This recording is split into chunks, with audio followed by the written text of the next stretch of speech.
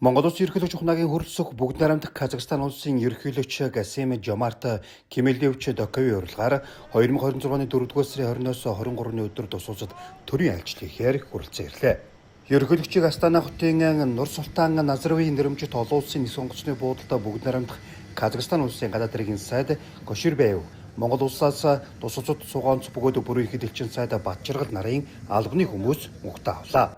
Айлчлалын хүрээнд хоёр улсын төрийн тэргүүн ганцаарчсан уулзалт албан ёсны хэлэлцээ хийж хэвлэл мэдээллийн байгууллагын төлөөлөлд мэдээлэл өгнө. Казахстан нь 1991 оны 12-р сарын 16-нд тусгаар тогтнолоо зарласан 20 гаруй сая хүн амтай нутаг дэвсгэрийн хэмжээгээр дэлхийд 9-р ордог манай улстай адил далайд гарцгүй улс юм а.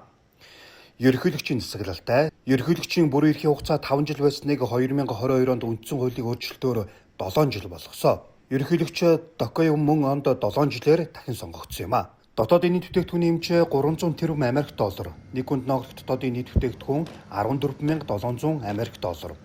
Эдийн засгийн гол салбар нь байгалийн хий, газрын тос, уулуурхайн бусад олборлолт, машины үйлдвэрлэл, хөнгөн үйлдвэр, хүнс үдэ аж ахуй, мал аж ахуй, газар тариалан юм. Газар носны хэмжээгээр дэлхийд 12, чулуун нүрсээр 9, уран 1, хорон фосфор 2, туглаг молибден нөөцөөр 4-р байрт ордог юм а. Казахстаны гадаад худалдааны нийт хэрэгэлт өнгөрсөн онд 144 тэрбум Америк доллар, үүнээс экспорт 80 тэрбум, импорт 65 тэрбум Америк доллар болсон.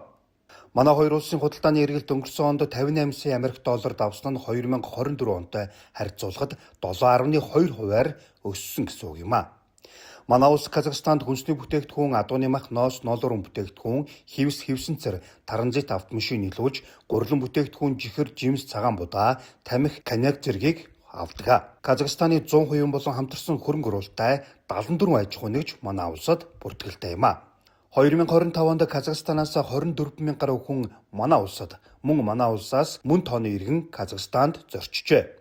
Казахстаны 575 иргэн манай улсад оршин суух эрхтэй бол тус улсад манай улсын 4,000 гаруй иргэн оршин суух эрхтэй юм а.